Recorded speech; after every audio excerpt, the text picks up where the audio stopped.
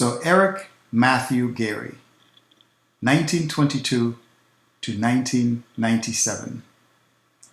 Eric Gairy was born in Grenada in 1922, but emigrated to Trinidad in 1941 and then to Aruba in 1943.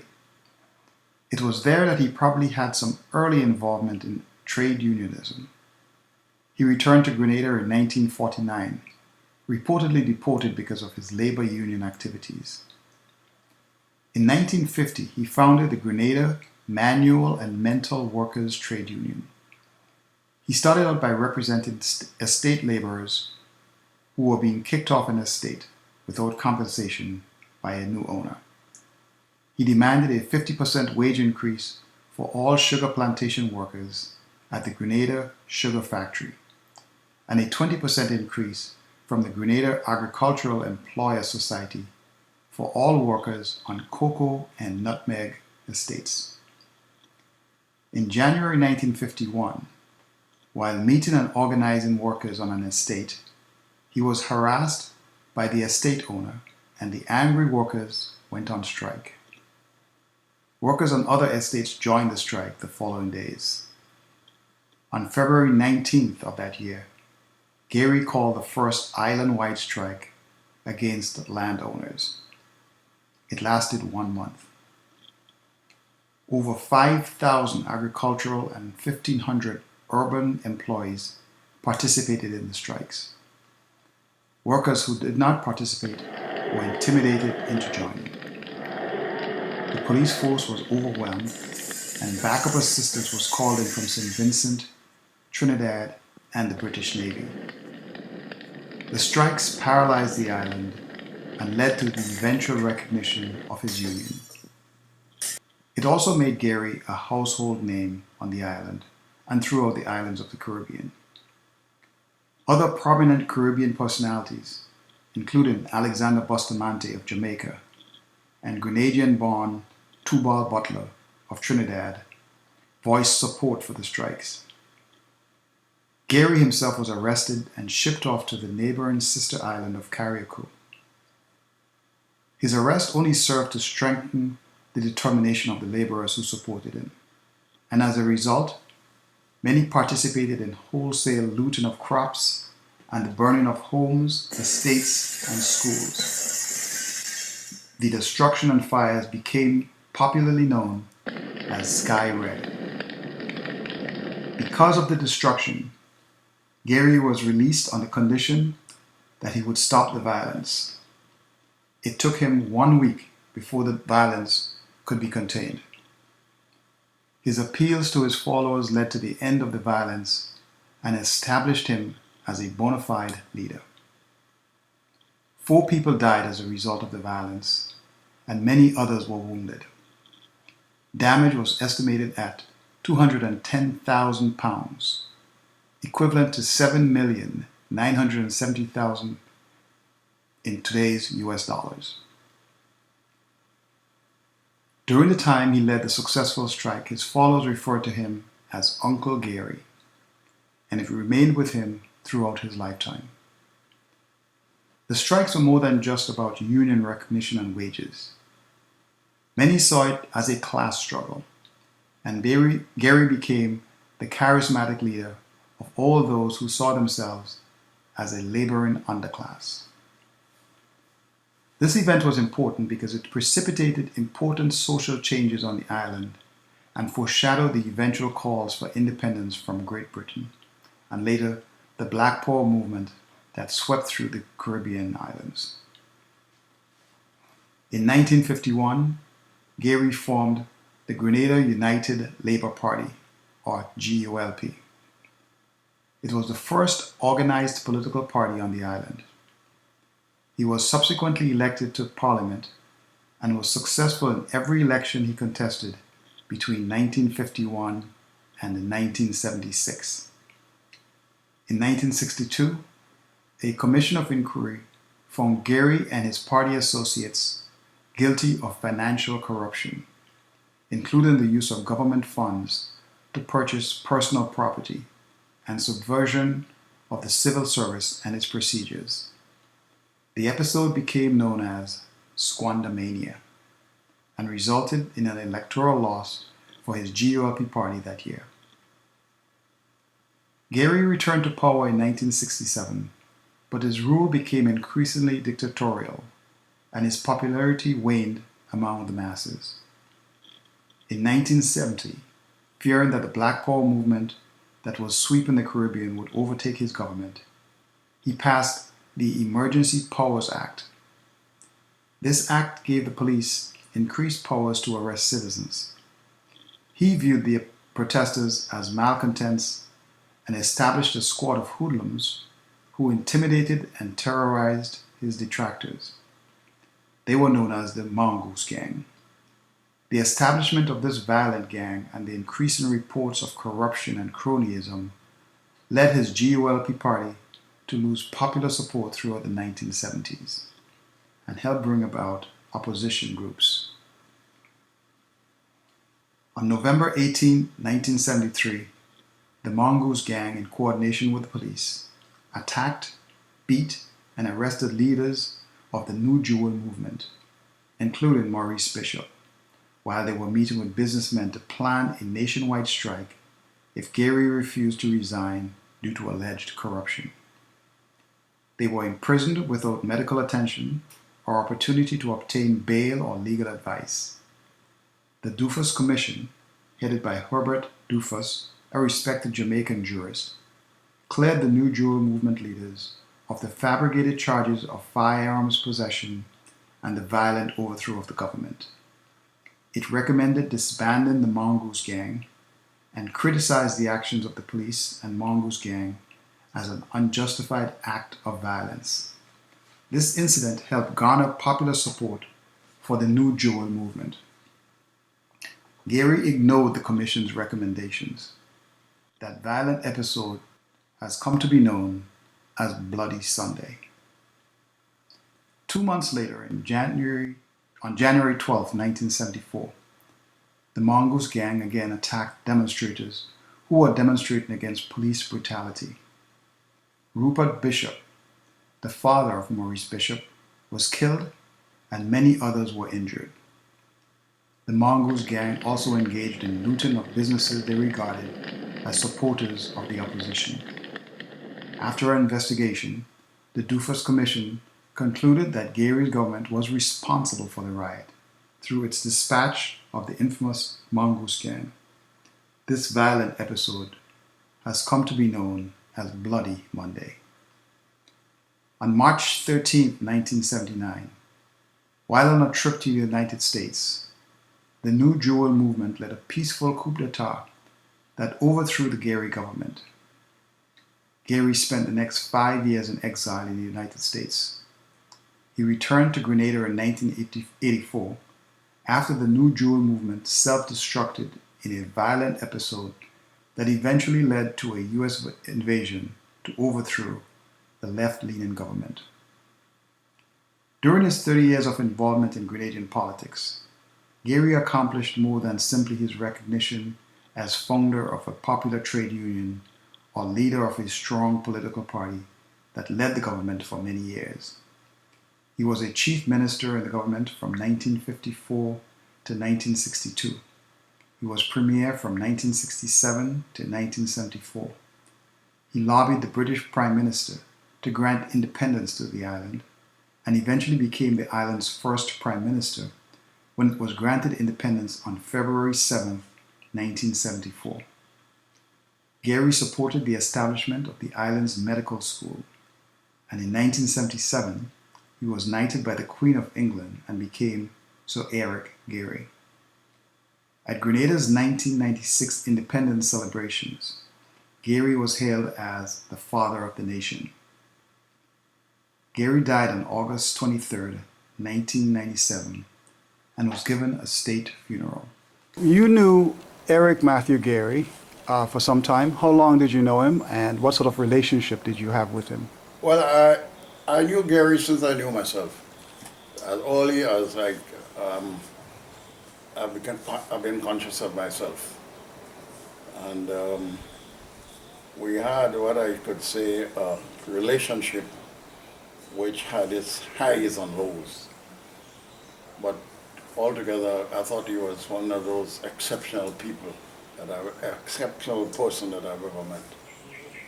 The thing that struck me, Maurice, he was so different in his general approach to life, quite different from anybody else. Um, I think he suffered from a superiority complex as compared to most people of African descent who, because of slavery and other things, had an inferiority complex, which hampered them all their lives. But Gairy always felt he was on top of everything. I don't know if that was good for him, but that's how he was. Anybody he met, he felt he was better than them. I don't know where he got that feeling from, but you don't see that too often. Right. What would you say is his lasting legacy in Grenada? There are quite a few things I could pinpoint. The bringing Grenada to independence was something terrific on his part. The establishment, the struggle to establish the medical school, and then he gave a big what you call contribution to trade unions in 1951, because he's the first man who already got bargaining status for trade unions with the workers, and he brought better conditions to the workers and a lot of other minor things he did when he was in government. But I would think his total legacy was his contribution to this country. And I think if anybody in Grenada should get the highest honor, Matthew Gairy, I have it for him, in spite of the fact that we had a lot, because he was a controversial person. I fought with him all through, but we were all friends up to the end. Yeah, Marryshow was about the second most visionary leader in these spots. With the force, I'll give it to Simon Bolivar of Venezuela and Bolivia, who tried to get both all the Spanish-speaking and the Caribbean and everything together. But there's nobody in the entire Caribbean that made a better effort to get the English-speaking Caribbean together than Marryshow. Besides that, he alerted us in this country very early. The Grenada was the most advanced in the struggle against South Africa. And it's Marryshow that he went to war with all the leaders of South Africa on behalf of apartheid and things like that. And everything was printed on the papers. It's just that some people don't read. But I am so proud of him, you'll never believe it, for his vision. Right. But one thing I admired him more for, he fought for freedom of people. He wanted freedom. And you have to give him a lot of credit. But domestically, Gairy was more a man on the ground. The domestic aspect of the suffering of the people, Gairy made a serious contribution. So they're not compared. And I think T.M. Marryshow admired Gairy, and Gairy admired him as a father. I don't think they had problems. It's only within recent times they started having problems with the politicians. It's a matter of, they all were making their contribution. Right. That's why I saw it. What is your favorite story about Eric Gairy? Well, I think when he wanted to do Expo 69, and he went to Canada in 1967, and he saw the World Exhibition in Canada. And he came back. He's a man, whenever he went abroad and whatever he saw, he wanted to institute it here right away. But he's a man that was always very busy. And he came back and he decided he wanted to have an exhibition for the Caribbean. That time CARICOM was just formed in the Caribbean. And he decided he wanted to have it. And he had a lot of opposition because of Grenada's limited finance and whatnot. And he is the kind of guy who will tell you the things that appear impossible, we do it right away. And I don't think anybody else thought he would have succeeded. But he pursued immediately, and he set up a tremendous expedition in Chulu in this country. was mastered mobilizing people and getting people even who opposed to his ideas active. No, there were some controversial things about him also. Well, naturally. There was the gangs that were organized, and there's implications in some of the things that he did. Oh, well, we had a lot of problems, he and I, because of his personal politics. But that had nothing to do with the development, his dedication to the development of the people. But a lot of little stupid personal things. And I think he had a lot to do perhaps with his upbringing. First of all, he listened to news. And that's one of the reasons why I came to the States.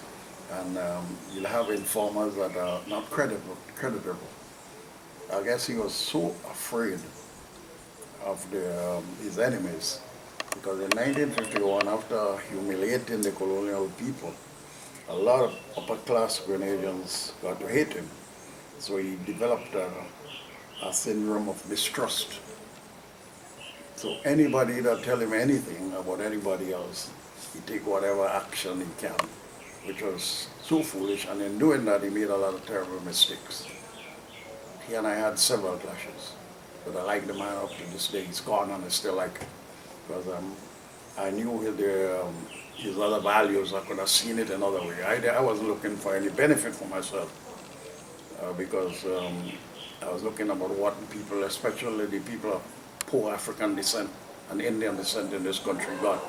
And Gairy cleared the way for them. In 1951, it was a tremendous success for him. I would say his legacy was 1951, because that was a totally successful revolution, one in every aspect of it. And I would think that that's his main legacy, because that's what changed Grenada. As a matter of fact, that was, to me, the first giant step towards independence. Let's talk about the PRG and the revolution that overthrew him. Were you in communication with him at that time? What was his thinking?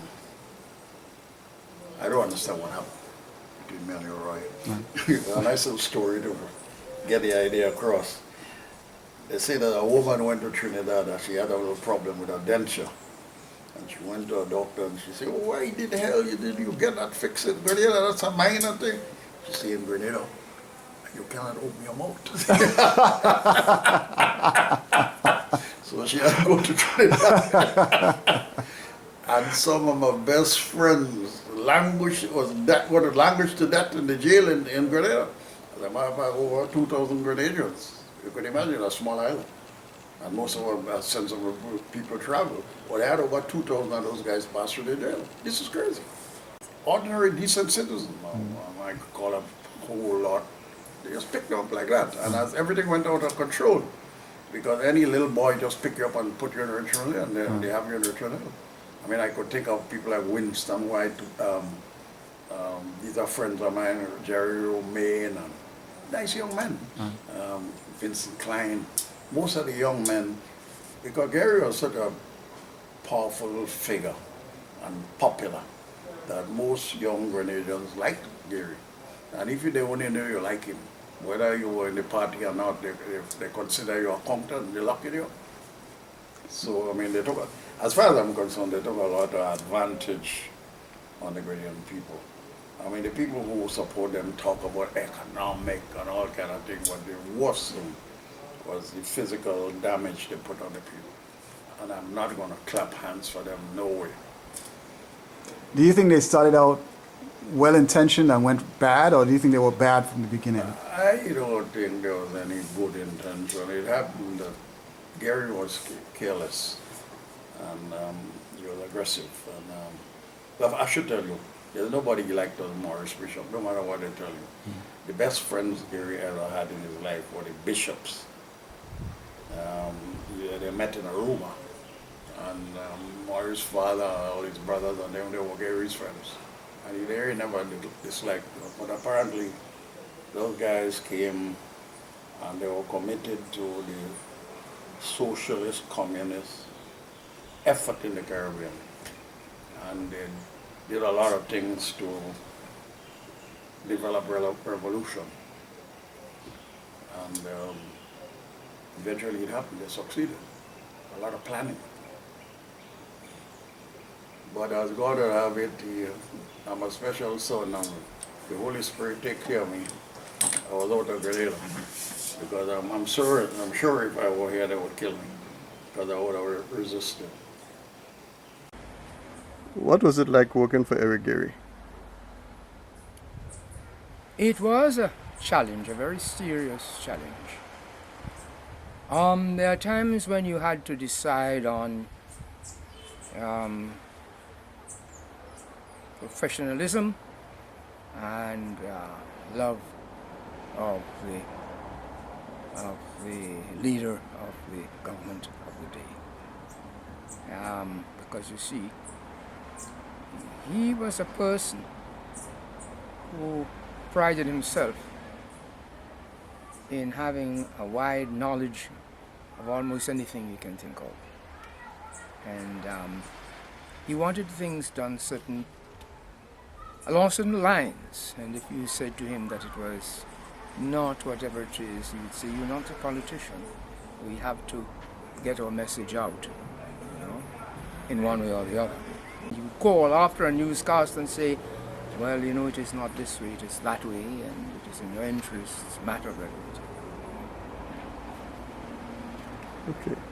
What is your favorite story about him? Well, there are so many, but I'll tell you something.